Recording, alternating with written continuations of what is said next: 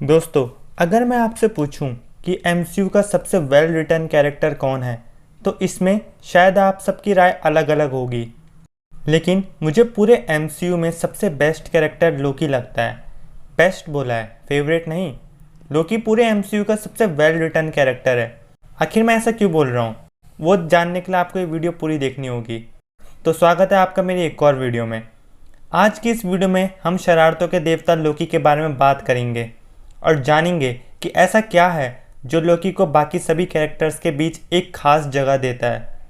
लेकिन शुरू करने से पहले अगर आप मेरे चैनल पर नए हैं तो चैनल को सब्सक्राइब करना मत भूलना, और अगर बेल आइकन आपने अब तक ऑन नहीं करा है तो उसको भी ऑन करके ऑल में कर देना। तो चलिए शुरू करते हैं। तो दोस्तों, लोकी की एमसीयू में एंट्री थॉर के पहले पार्ट के साथ हुई थी, जिसके बाद वो हीरोज़ के यूनाइट होने की वजह बना, और फिर एवेंजर्स के फर्स्ट पार्ट को अपनी स्टोरी मिली जिसका विलन भी लोकी ही बना था। उसके बाद थॉर द डार्क वर्ल्ड के एंडिंग सीन में लोकी की मौत के साथ एमसीयू में लोकी का चैप्टर भी क्लोज हो जाने वाला था।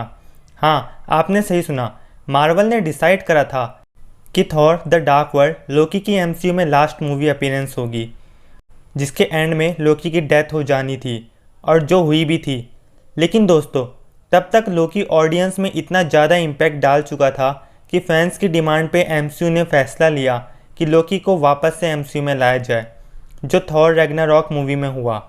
तो दोस्तों, लोकी एक ऐसा कैरेक्टर है जिसने 2-3 मूवी में ही ऑडियंस के साथ इतना गहरा कनेक्शन बना लिया था कि मार्वल को उसे दोबारा वापस लाना पड़ा। लोकी का फैन बेस कई सुपर हीरो के फैन बेस से बहुत बड़ा है। तो वो ऐसी कौन सी क्वालिटीज़ है जिसने लोकी को एमसीयू का सबसे इम्पैक्टफुल कैरेक्टर्स में से एक बनाया है? तो दोस्तों, मार्वल ने लोकी को शुरुआत से ही एक ऐसा कैरेक्टर दिखाया था जिसकी तरफ लोग सिंपैथी दिखाए। एक बेचारा दयनीय किरदार जो अपने अस्तित्व की खोज कर रहा है। लोकी एक फ्रॉस्ट जायंट का बेटा था जिसे ओडिन ने अडॉप्ट करा था। जब फ्रॉस्ट जायंट्स और एसगार्डियंस के बीच युद्ध हो रहा था, जो कि बाद में एसगार्डियंस जीत जाते थे, तो फ्रॉस्ट जायंट किंग लॉफे अपने बेटे को एक टेंपल में अकेला मरने के लिए छोड़ देता था, जिसके बाद वो ओडिन को मिलता था और फिर ओडिन उसे अडॉप्ट कर लेता था।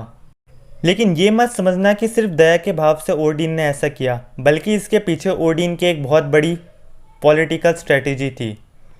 ओडिन ने सोचा था कि वो लोकी को फ्रॉस्ट जायंट्स की राजगद्दी पर बैठाकर फ्रॉस्ट जायंट्स और एसगार्डियंस के बीच के मतभेद को हमेशा के लिए ख़त्म करेंगे, और शायद इसलिए ओडिन लोकी और थॉर के बीच अंतर करते थे।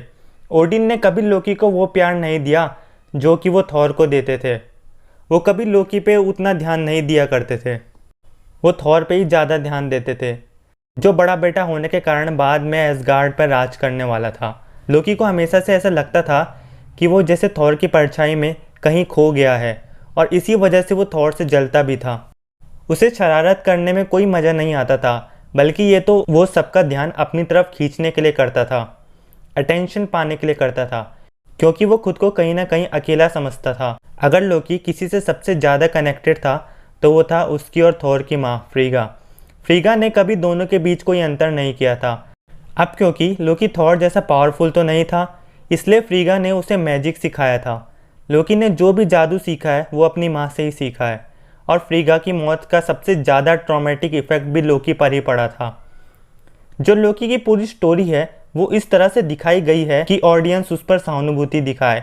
और दोस्तों, ऑडियंस खुद को लोकी से इतना कनेक्ट इसलिए कर पाती है क्योंकि लोकी में कहीं ना कहीं हम खुद की झलक देखते हैं। बिल्कुल लोकी की तरह ही हम भी किसी की छाया में ही जीते हैं और दूसरों से जलते हैं। हमें भी नकारा जाना पसंद नहीं है, और हर इंसान अपनी ज़िंदगी में अपने आप को खोजने में ही लगा रहता है। तो हमें लोकी में कहीं ना कहीं एक इंसान दिखाई देता है जिसके अंदर वही सब भाव है जो एक इंसान में होते हैं। अब दोस्तों, जो तीसरी चीज़ लोकी को सबसे वेल रिटन कैरेक्टर बनाती है वो है उसका स्टोरी आर्क। हमें जो लोकी की स्टोरी दिखाई है उसमें लोकी पहले एक विलन की तरह दिखाया गया था, जो बाद में धीरे धीरे एक हीरो के किरदार में ढल गया, और आखिर में एवेंजर्स एंड गेम में उसे एक हीरो की एंडिंग भी दी गई।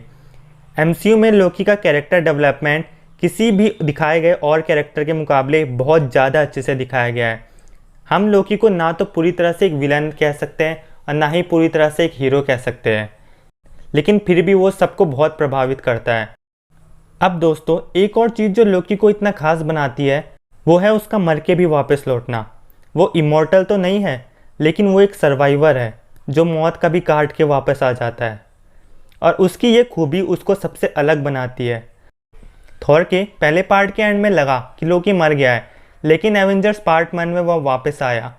फिर थॉर द डार्क वर्ल्ड में लगा कि नहीं अब तो मर गया, लेकिन वो फिर थॉर रैग्नारॉक में वापस आया। और अब इन्फिनिटी वॉर में थैनोस ने उसे जब मार दिया था, लेकिन अब लोकी सीरीज़ के आने से पता चला कि एमसीयू इतनी जल्दी लोकी का साथ नहीं छोड़ने वाला। अब दोस्तों सबसे ज़रूरी तो वो व्यक्ति है जिन्होंने लोकी के इस किरदार को निभाया है। टॉम हिडलस्टन ने लोकी के किरदार को कुछ इस तरह से प्रेजेंट किया है कि ऑडियंस खुद को उसके कैरेक्टर के साथ कनेक्ट कर कर एक्चुअल में फील करती है। अगर टॉम हिडलस्टन के बदले कोई लोकी के किरदार को निभाता तो शायद वो टॉम जैसा प्रभाव नहीं दे पाता। तो दोस्तों यही कुछ रीजंस है जिसकी वजह से जो लोकी है वो मार्वल एमसीयू के सबसे बेस्ट कैरेक्टर्स में से एक है। तो अगर आपको ये वीडियो पसंद आई हो तो लाइक एंड शेयर जरूर करना। बहुत जल्द मिलेंगे एक और नई वीडियो के साथ, तब तक के लिए गुड बाय।